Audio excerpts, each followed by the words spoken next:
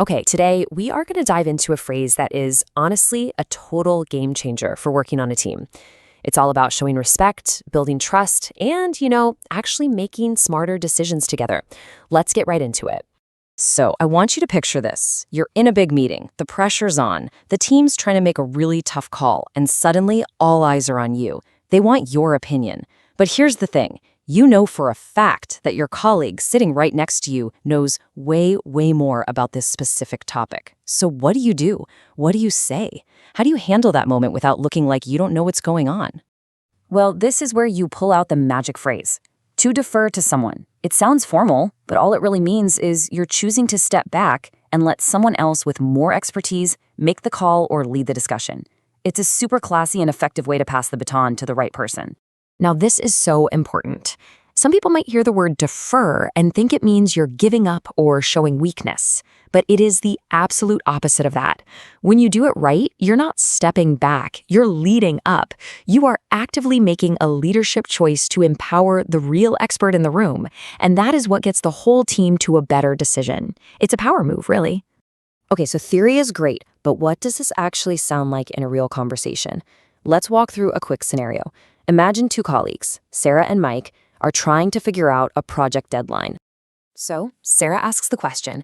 This is a classic problem, right? You've got limited time, two important things to do, and you can only pick one. She's looking to Mike for some guidance here. And boom, here it is. Mike's response is just perfect. He first acknowledges that it's a hard choice. Then he uses the phrase, "I'd defer to you on this." But notice what he does next. And this is key. He gives a genuine reason why. He points out that Sarah has been closer to the client. He's not just avoiding the question, he's actively validating her expertise. It shows a ton of respect.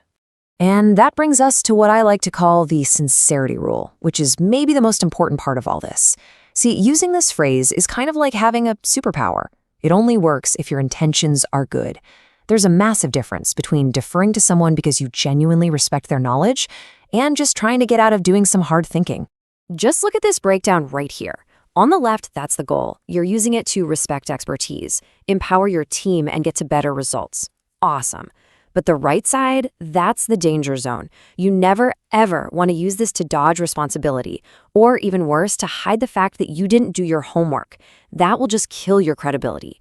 And we all know someone who loves to pass the buck. If you ever feel like someone is deferring to you just to get out of work, it's totally okay to push back a little. You can say something like, "I appreciate that, but I'd really like to hear your thoughts first." Oh, and one more thing. Don't defer when you have a really important, different opinion the team needs to hear. The goal isn't silence, it's getting to the best possible outcome. Okay, let's switch gears. It's your turn. Time for a quick gut check to make sure this is all making sense. So when is it most appropriate to use this phrase, to defer to someone? Is it A, when you want to shout your own awesome idea from the rooftops? B, when a teammate clearly knows more about a topic and you want to let them take the lead? Or C, when you just want to ignore what someone else is saying? Go ahead, take a second. And the answer is, of course, it's B. Deferring is all about recognizing that expertise in someone else. But remember, this is a two-way street. When someone defers to you, that's a huge sign of trust. They're counting on your judgment. That's your moment to step up and lead. So I'll leave you with this question. Who on your team deserves your deference this week? And are you ready for when someone defers to you?